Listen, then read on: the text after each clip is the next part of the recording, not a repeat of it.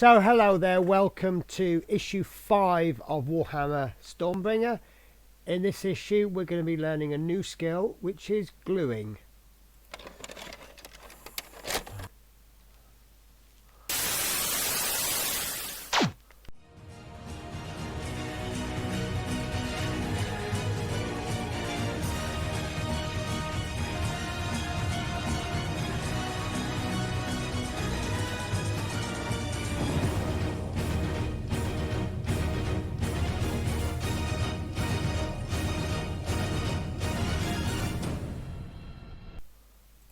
So hello there guys, so this is issue 5. Let me just adjust the camera.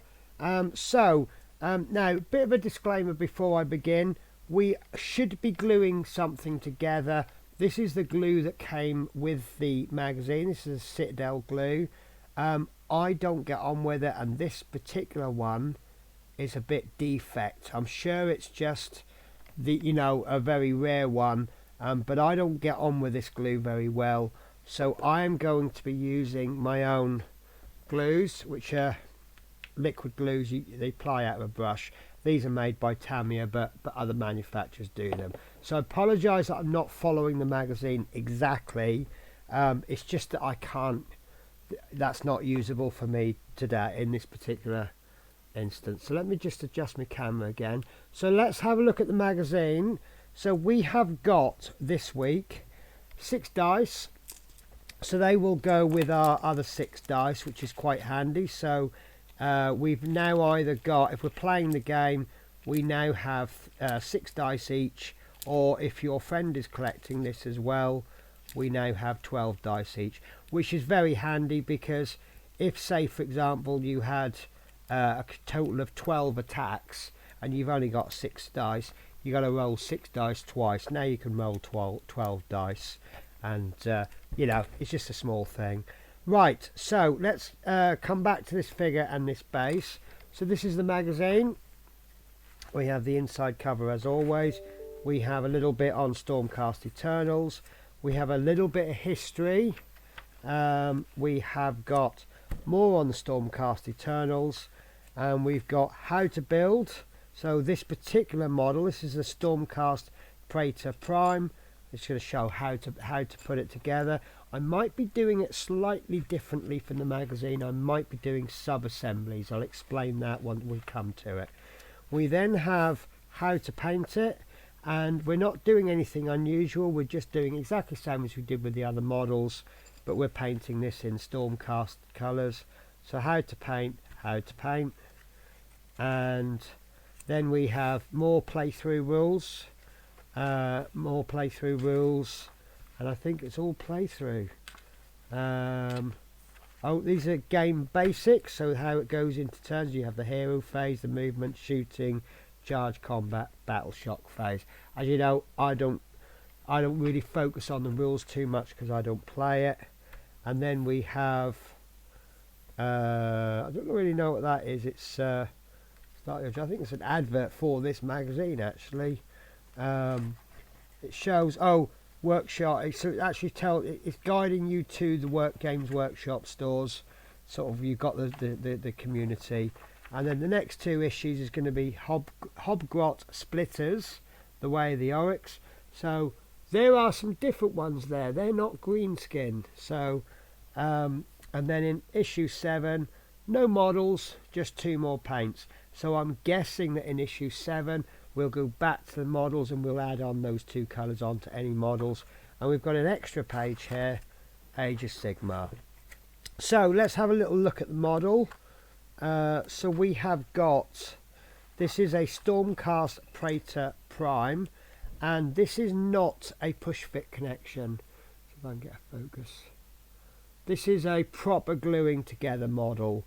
So we have to be a bit careful when we stick these ones together. Well, we've pushed them together, so if, for example, if I want to get to the back of that shield, all I really need to do is just remove it, and then I can get at it. So there's little bits I've missed, so I can just pull them off and touch them up. This one, once they're glued together, that's it. Also, the base is different. We're going to be gluing this one to the base. I'll see how I get on. but yeah, so let's first of all build it. And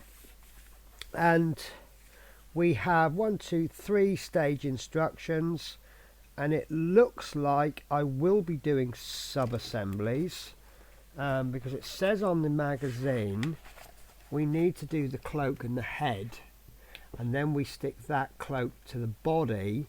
And obviously what's going to happen is we can't access the back of that cloak, so I might just leave it as it is, but we'll have a little play. Now this bit I'll do in full, the painting I'll do a little bit speeded up, so let's see how we get on. So we want pieces 1 and 2 first. So 1 is obviously the cloak, and we have a kitten who's just popped up to say hello. There you go, hello. She's just beginning to get the hang of, if I pick her up and put her down on the floor, she doesn't.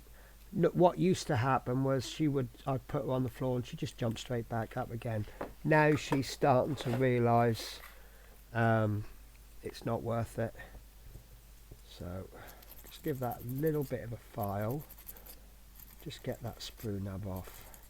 This is the problem with connecting sprues on a curve. You're going to get a sprue nub. The others seem to be quite nice clean cuts. So one thing it mentions in the magazine is dry fitting, and that's a really important thing to do on all models, not just these. Now number 2 is a head. Now this is interesting because there's a spare head. Oh, I see, he's carrying, it's his helmet. Okay, that's his helmet, not his head. So he's actually got his helmet off. So we're going to be painting some flesh at some point. Right, so this needs to go on like that. Do you know what? This is a woman.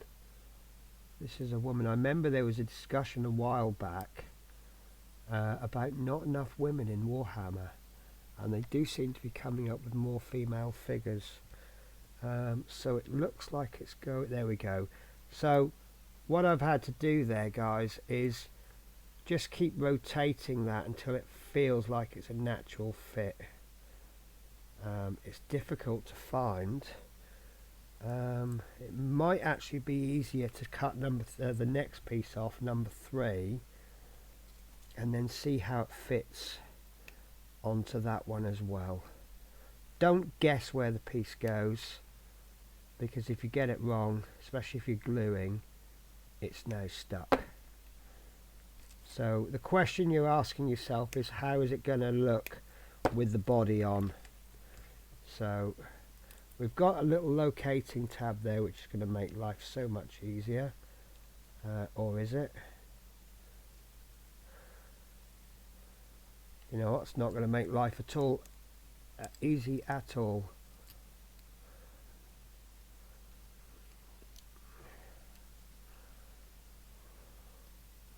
Wow. This isn't fitting. There we go. It fits at an angle. Right. So I definitely don't really want to glue that cloak on. Right, so it's going to go on like that. So if I let the body drop off, that's how it fits. So what I'm going to do, I'll get this brush ready.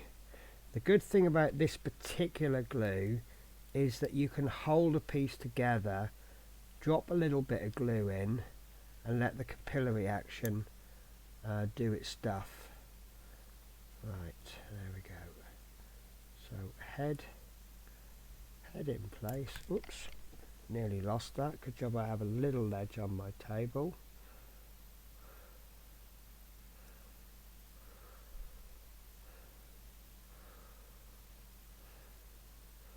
Let the body drop. No, I didn't quite have it in place. It's a bit fiddly, guys.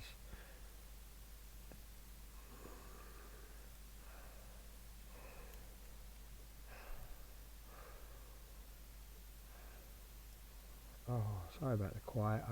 When I'm concentrating, this is taking quite a lot of concentration for me. I tend to just focus so much on it.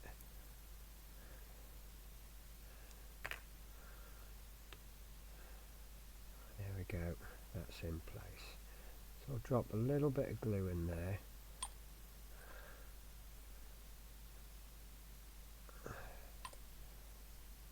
I stuck it in, brilliant. Put quite a lot of glue in there actually. I'm just going to mop a little bit of that up. There's a bit too much glue there. I don't usually use that much. Right. Okay, and I'm going to do a very quick fit, because if there's any glue exposed, it's going to stick. But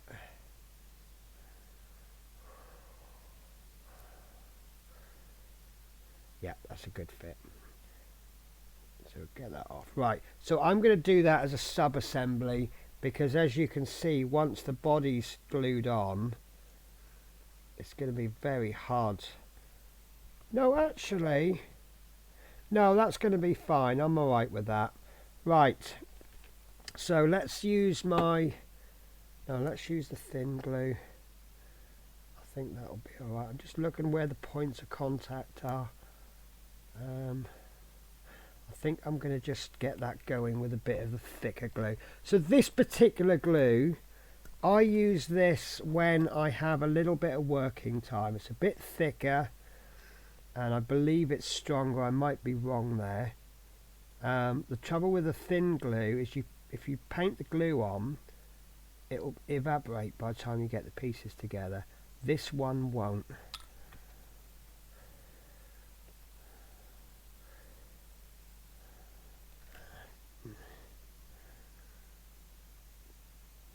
Just a tiny piece on that locating tab. Come on. There we go.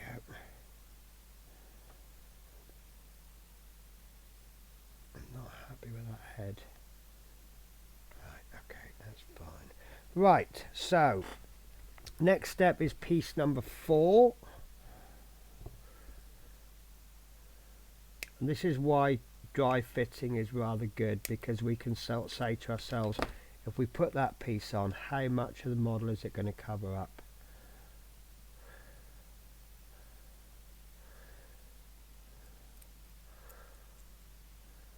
That's not too bad actually. Right, I think I'll use the thin glue for this.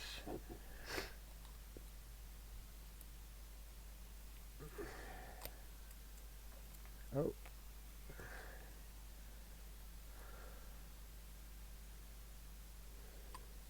just drop a little bit of glue into that gap, push it together, and that should stick. It's quite thick, quite quick setting, and I think that's fine there. So hardly any seam there. In fact, I can't see a seam at all. Right, come on Missy, because you might press buttons that I don't want you to press. Oh dear. Right, so next we have the hand and the battle axe. So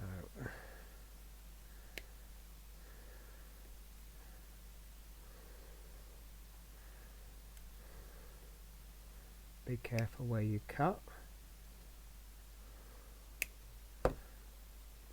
Oops, bottom of the battle axe. I'm calling it battle axe. Right, and that's gonna go.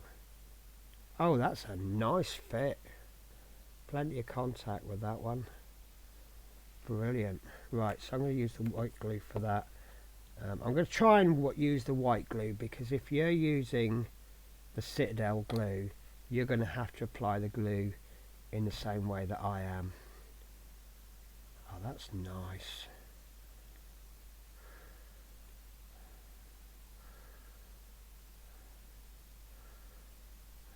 Okay. Come on. And then then lastly we'll pop this helmet on, and there's no spare pieces with this. I'll talk the spare pieces. I need to just chat with you about something that's happened to me in the last issue. I don't know how it happened, but I managed to lose a piece. Right, how's that going on?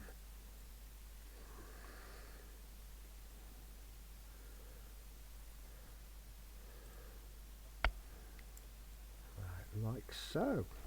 Whoops, sorry, I got caught on the camera there. Right, so that's going on there. So, looking at the points of contact, a bit of glue.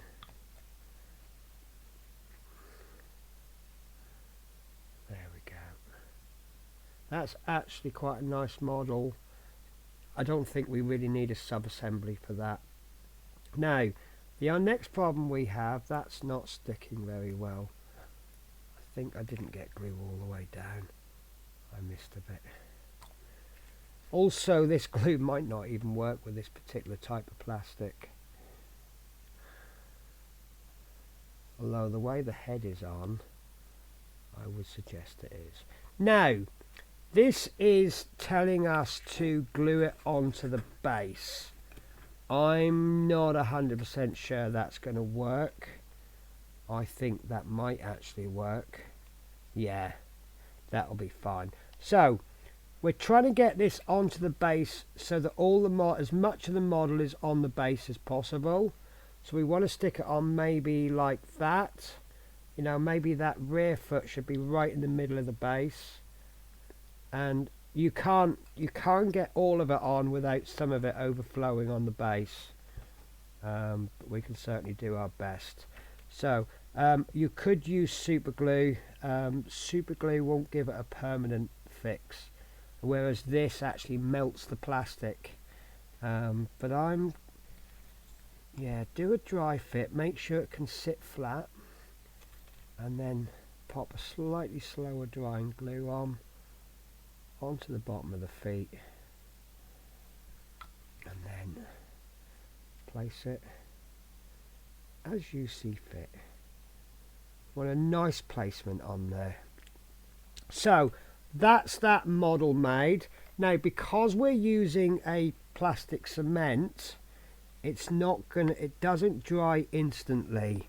So we really want to leave that ideally overnight, maybe, but certainly give it a good hour before you start painting it. Especially this arm, that's on quite solid. But as you can imagine, that glue is pretty much dry in most of the areas, but it's not cured. So if you knock it too hard with a brush, that's on quite solid. That bit's right, but that'll knock off that base quite easily. So I'm actually going to leave that overnight, and then I'll crack on with it in the morning.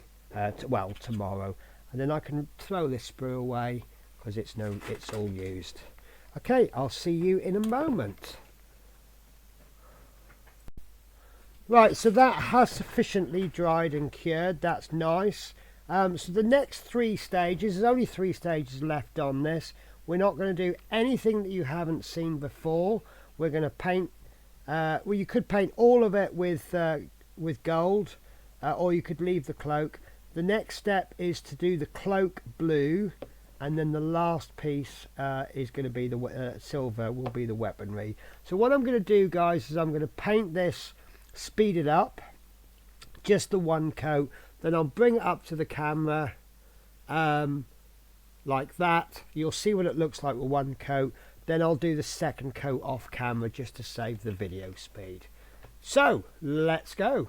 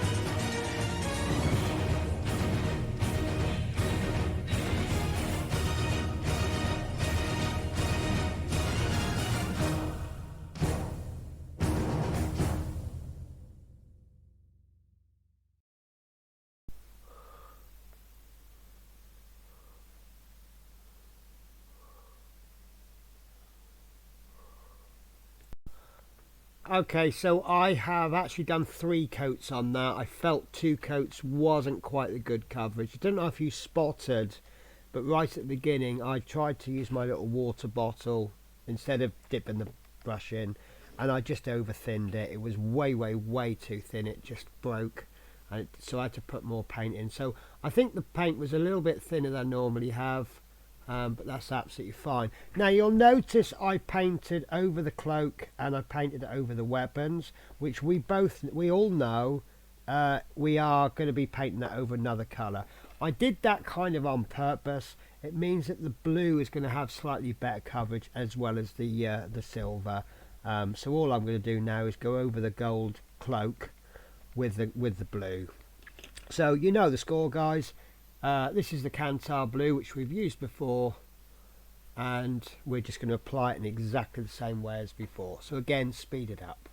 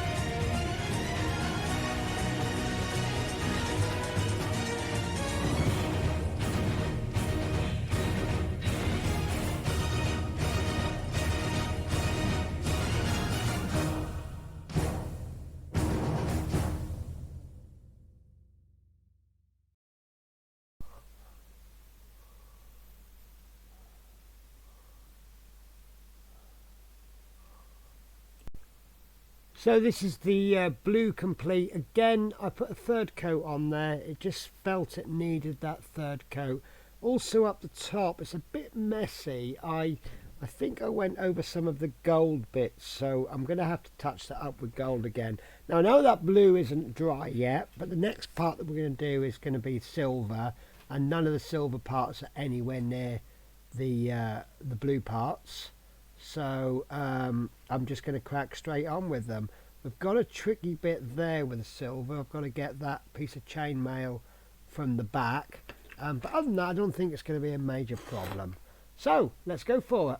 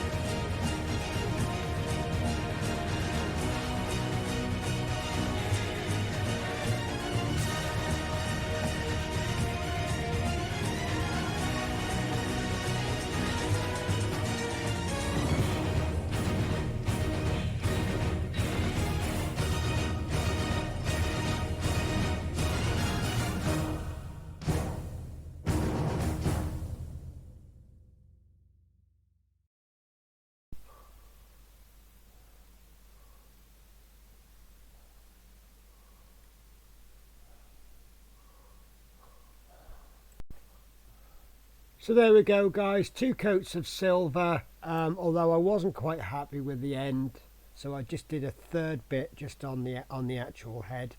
And that's it, guys. That is what we're doing this week. Sorry, I've got a shadow. Just to come on, matey, because you drink my paint water, don't you? He actually drinks water out of this paintbrush cleaner, which is not very good. So I've noticed that this flag is gold, so I assume there's going to be a different colour on there at a future stage, maybe a white or a kind of bony colour. But yeah, that's the what they call this, the Preator Prime. I'm rather happy with that. So we pretty much got a figure, and then we brought it up to the same standard as the other figures. So guys, excuse me 1 second. Right, so next week is Hobgrot's Splitters, the Way of the Oryx.